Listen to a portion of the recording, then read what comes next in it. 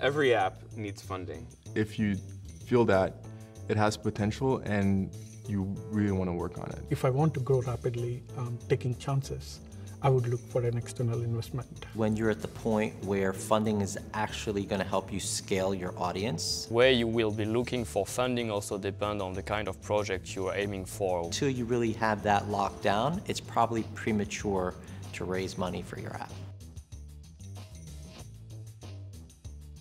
The type of company that you are will determine where you go with your funding. Angel investors invest at very early stages. Pros are that angel investors provide high-risk capital. Now you have partners in place.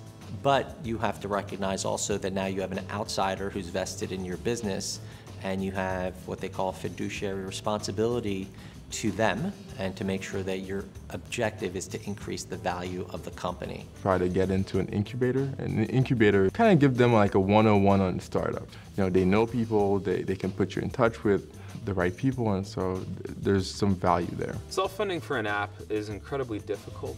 However, with that said, I will say it depends on the type of genre that you're approaching. You might see a smaller user base that monetizes much higher, which will be fine for your success overall, as opposed to a more casual approach, which would be more mass market, in which case you need to do loads of marketing, you need a lot more funding to go to a wider number of people, but you'll monetize on a smaller percentage of them.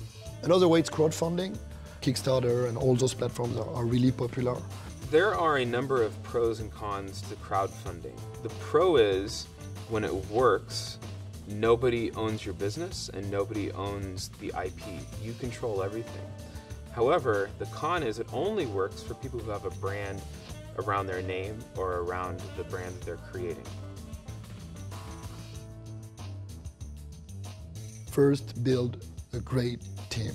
Investors invest in people. Nobody funds based on an idea anymore. Pitch to as many investors as they can.